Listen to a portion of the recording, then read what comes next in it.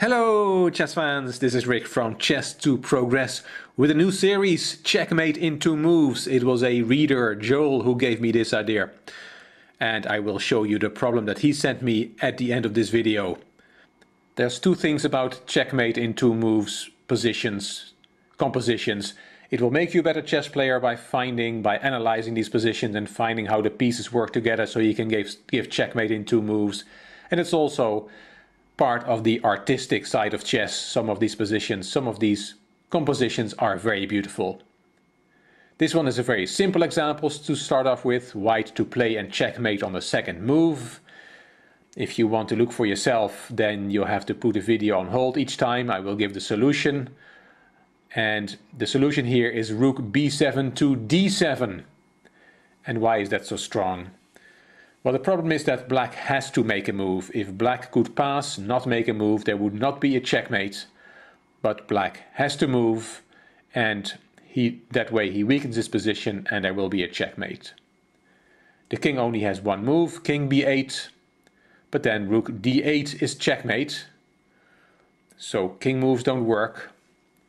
If you play the knight, for example to b8, then the rook swings back and gives checkmate on a7, because the b8 square is now not accessible to the king. And finally, if you play the knight to c7, for example, then rook d8 is checkmate. And this is the only way it works. If you make any other first move for white, for example taking the knight with the king does not work because of stalemate, but any other first move from white will not lead to checkmate on the second move. Only rook d7 will work. A nice simple composition from O. Daler, published in 1919. This one is from W. Speckman from 1981. White to checkmate black in 2 moves. White only has a queen to checkmate with, and black has bishop and knight and 2 pawns to defend. The only way there is checkmate is by playing the queen from h7 all the way to b1, threatening queen b8 checkmate. Well, what can black do against that? You can play that knight away to cover the b8 square, but knight c6 doesn't work because of queen b7 checkmate. The bishop no longer covers the b7 square. You can try something else. You can play the knight to a6 and still cover the b8 square. But then queen takes h1 is checkmate. And finally, if you play bishop b7 check, trying to win a tempo, that doesn't work because then queen takes b7 is checkmate. Quite a nice light composition from W. Speckman. This is a nice one from E. O. Martin, published in 1934. White to checkmate black in 2 moves. We have queen and rook against rook and bishop. Black still has a pawn. And what can we do? The queen, of course, is attacked by the bishop. The first move is the key move, rook b7. It's blocking the bishop diagonal, so now white threatens queen b1 checkmate. And there's also a checkmate threat on b1.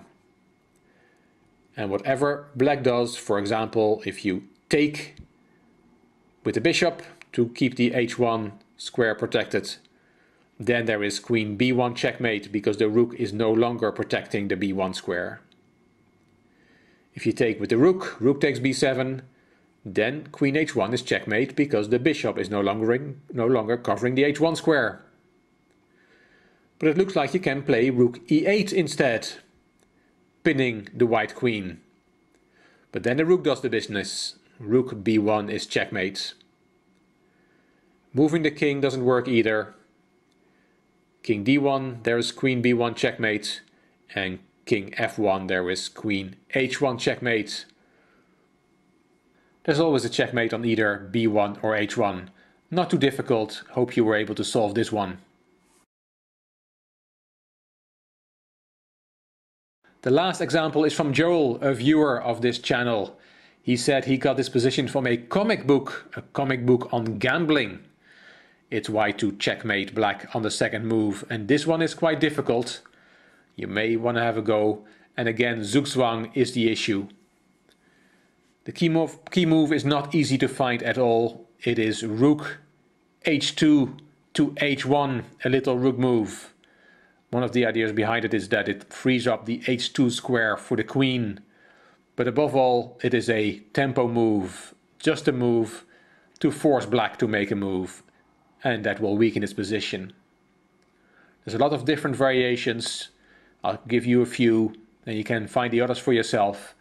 If you take that bishop takes h7, then there is checkmate with knight d5, because the bishop on g8 is no longer covering the d5 square. You can also take that knight to avoid that knight giving checkmate, but then the bishop is no longer covering the h4 square, and rook h4 is suddenly checkmate. So you don't want to touch your rooks and your bishops. What about if you play the pawn? Pawn to c3 doesn't work either, because suddenly the d3 square is available for the knight, and knight d3 is checkmate. As I said, there are quite a few more variations. For example, if you move one of the rooks, but as always checkmate on the next move. Thank you, Joel, for sending me this example. Hope you liked this video. If you did, please tell me in the comments, and if you don't like these mate in two puzzles, then please tell me as well. I want to make videos that the majority of you will like. If you like the video, please give it a thumbs up. Please subscribe to the Chess2 Progress channel. Please leave a comment, as I said. And if you like the video, it would be great if you could share it on social media. You also may want to check out my Chess2 Impress channel. The link is in the description box. This is Rick from Chess2 Progress. Thank you for watching.